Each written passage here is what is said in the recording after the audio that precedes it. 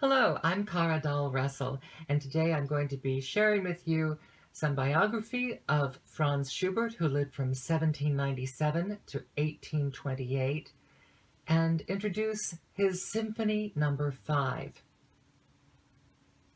When I first gave this pre-concert lecture live in 2017, it was part of a program of 4 shorter works that had a link in some way to the influence of Mozart.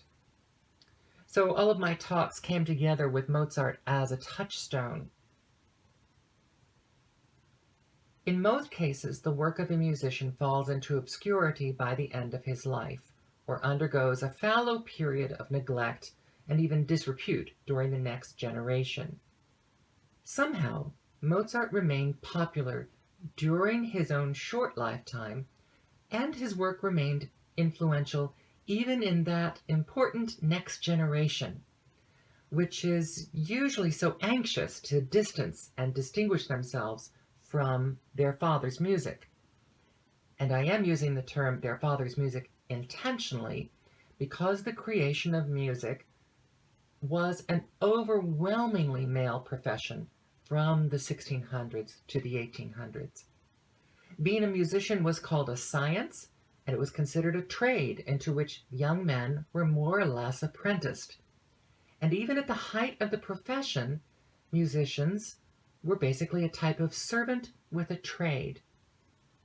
Now, of course, there were a small handful of notable female composers, for example, Elizabeth Jacquette de la Guerre in the 1700s, and even earlier, some women who became musicians, sometimes members of a musical family employed within that family group. But mostly, the idea of a woman as a professional musician, or even recognized as accomplished musicians, remained unusual and remarkable well into the early 1900s. It was only the generation after Schubert, when Clara Wieck-Schumann, a real, serious working professional, became an obvious exception. And she really is the one that we can point to who really cracked the glass ceiling, as she was the better known of the Schumann husband-wife team, with a truly international career. It still took several more generations for women to be truly accepted as equals on the concert stage. And even if you watch some orchestras, for example, the Vienna Philharmonic today, you can make a game of counting how very few women are in their ranks even today. So we are going to enfold ourselves in this mindset from the past, and we are focused on the male world of music, and also the influence of fathers and the influence of Mozart in the late classical and early Romantic era. And before I talk more about Schubert, I don't want to forget to mention one of my resources, a simply fantastic website, franzpeterschubert.com. When I'm putting together my talk, I use a variety of books and websites as resources, and this website is just outstanding. I'm going to take another step away for a moment to talk about an interwoven timeline of the composers that were on this one program. And it may be relevant in other ways for you with the life of Schubert and his music. Vivaldi died at age 63, 15 years before Mozart was born. Mozart was born in 1756. Carl Maria von Weber was born 30 years after Mozart.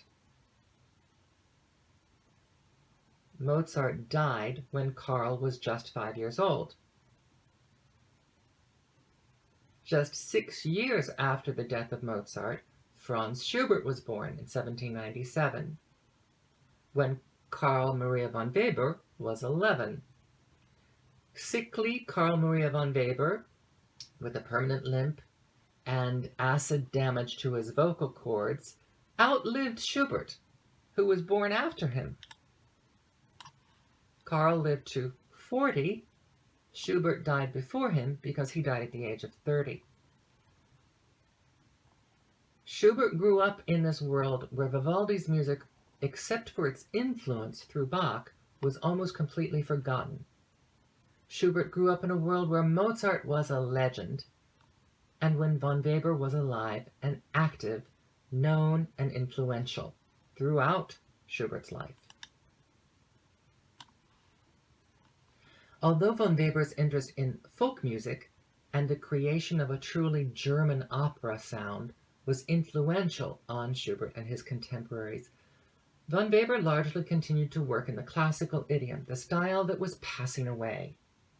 And Schubert's musical voice was an early voice of the new Romantic movement. But we're not going to hear that voice in this Schubert symphony. This work by Schubert is greatly influenced by his love and study of the works of Mozart.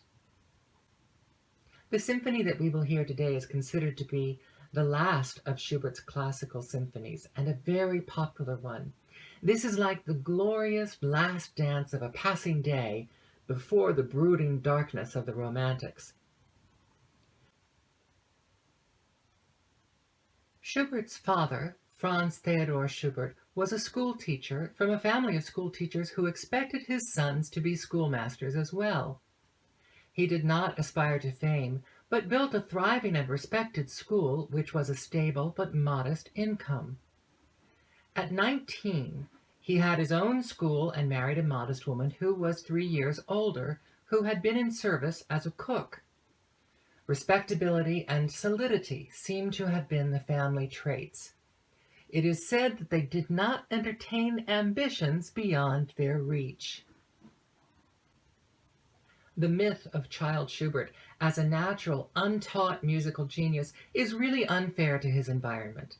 The family was musical and cultivated string quartet playing in the home. Franz played the viola, but he also played violin, and at an early age he visited a pianoforte maker's workshop, and that began a real fascination for him. He received the foundations of his music education from his father and his brothers, so Schubert was very fortunate to have landed in this particular family. But his father still planned that Franz would become a school teacher, even while more advanced and influential musicians continued to recognize and promote Franz. Schubert was small even by norms of the day. His height is reported as being 5'1". I have heard some musicologists say he was actually 4'11". In 1808, little Franz won a scholarship that earned him a place in the Imperial Court Chapel Choir and an education where his teachers were Ruzicka and the elderly and now legendary composer Antonio Salieri. Choir practice, chamber music, and piano playing at the school. Schubert also played the violin in the students' orchestra and quickly was promoted to leader, and in Ruzicka's absence, he conducted. He made easy progress in the science of music. Schubert admired and studied Mozart's work. His teachers universally recognized that his musical learning seemed to be effortless. Ruzicka said, quote, "I can't teach him anything else. He's learned it all from God himself," unquote. Salieri said, "He can do everything. He is a genius." Schubert's father was still set against a career in music, and friends had to supply Schubert with paper for composition so that his father would not know. The boys left school when their voices broke. By the time his voice broke, at age 16, he was already composing songs, chamber works, piano music, choral pieces, and his first symphony. Schubert returned home and began teaching, which he hated.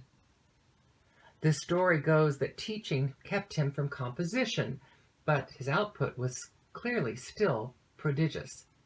In his 18th year, he completed his first opera, his first mass, 2 string quartets, and countless small pieces for piano and voice, including his most famous song, Gretchen at the Spinning Wheel. So clearly, even at this young age, he was not just composing, but composing with a very unique musical voice, very modern for his day. His Mass was performed that year and was attended and acclaimed by Salieri. His Fifth Symphony, that we will hear today, Symphony No. 5, was composed when he was just 19. This was the year he left teaching and went to live with a series of friends in a very bohemian lifestyle that became his downfall. The venereal disease that killed him is generally said to have been contracted when his friends took him to a brothel for an initiation. To be fair to his friends, however unstable the life they led, his friends recognized and supported his work. They kept him supplied in paper and ink, shared the success of performances and the rejection of critics. Fortunately, Schubert was able to see the critics praise his work before he died at the age of just 30. But at age 19, where we meet him today, this symphony remains firmly rooted in his early training. With the sound and structure of the classical era, it is often compared with Mozart's symphonies.